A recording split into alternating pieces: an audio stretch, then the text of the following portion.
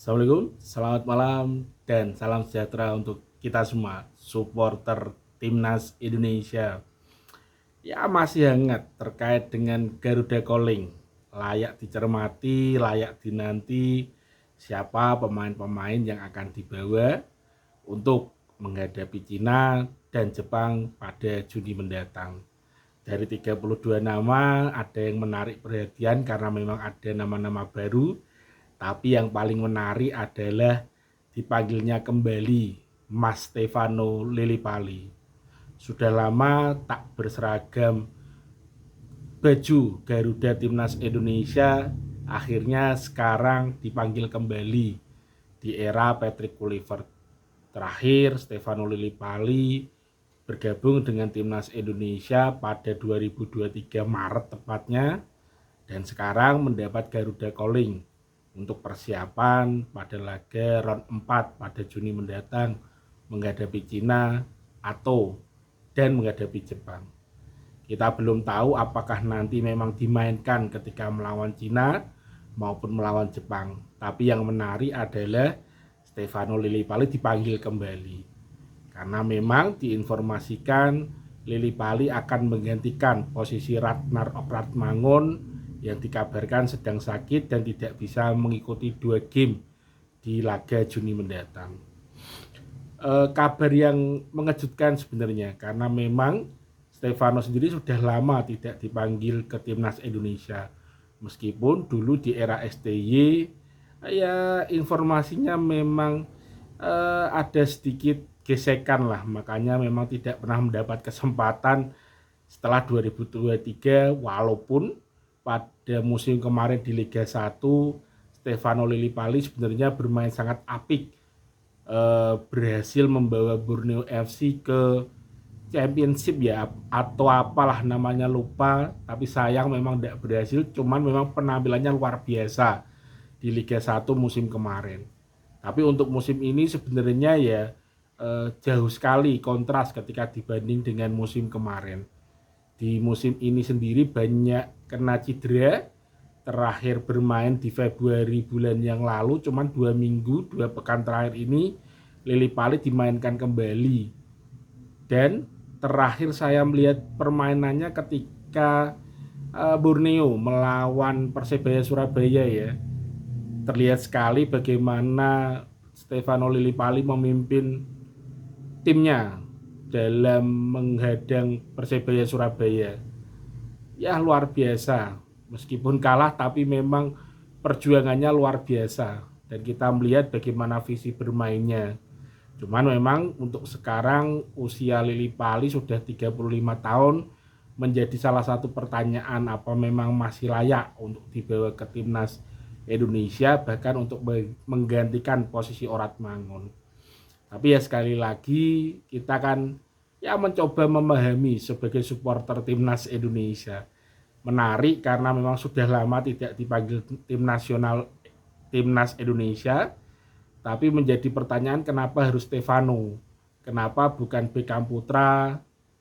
Ya Beckham Putra lah, salah satu pemain Persib yang kebetulan juara Liga 1 dan punya posisi yang hampir sama sebenarnya untuk Ragnar Orakmaun maupun untuk Marcelino, karena memang Ragnar dan Marcelino tidak bisa dimainkan di laga melawan Cina.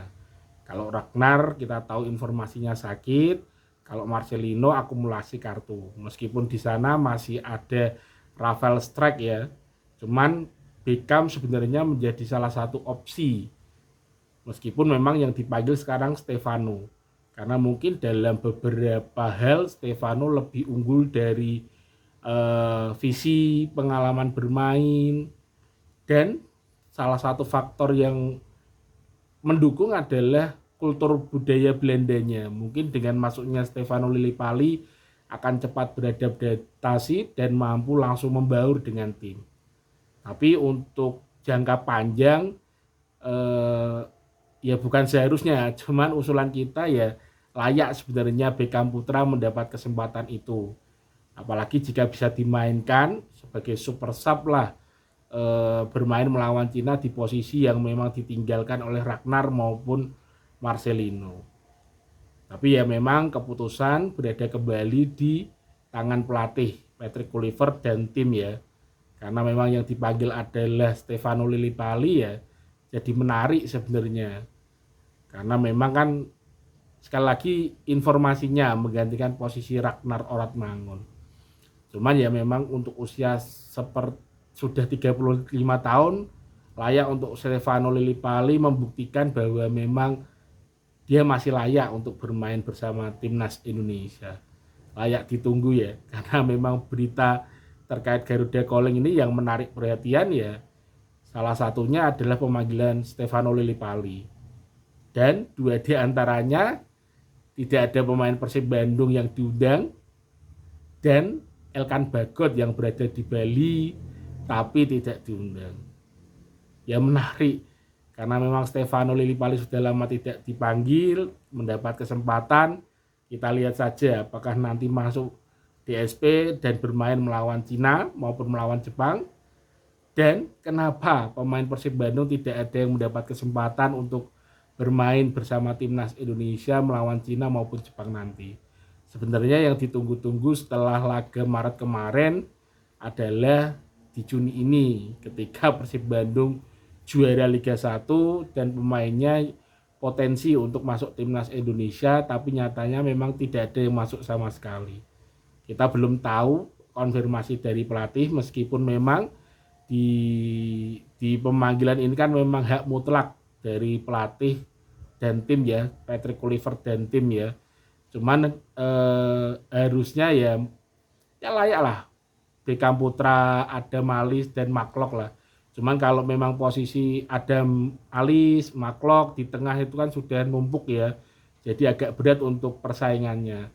Tapi kalau di depan karena memang minus Ratnar, minus Marcelino, harusnya Beckham Putra ya layak untuk mendapat kesempatan itu. Tapi ya sudah, karena memang sudah dirilis Garuda Calling 32 pemain untuk training di Bali sebelum pertandingan menghadapi Cina di GBK nanti ya. Jadi memang layak ditunggu terkait Stefano Lillipali ya. Dan terakhir adalah kenapa Elkan Bagot tidak dipanggil lagi. Karena terbaru kan Elkan Bagot terekam kamera bersama dengan warga Indonesia dalam pengertian pas jalan-jalan tidak sengaja ketemu mungkin ya. Terus foto-foto bareng tapi kok tidak dipanggil. Karena memang Maret kemarin disinyalir dipanggil oleh Patrick Kluivert tapi alasannya lebih fokus kepada klub dulu. Oke lah Maret. Tapi Juni kan memang ya ini kan semua klub kan sudah libur ya, memang waktu liburan, jeda liburan semua liga ya, harusnya sudah tidak ada alasan untuk fokus ke klub. Jadi memang ada tanda tanya sebenarnya kenapa, karena memang Elkan Bagot ini dulu merupakan andalan timnas Indonesia zaman STY sampai round 2 lah, karena melawan Irak Elkan Bagot masih dipanggil.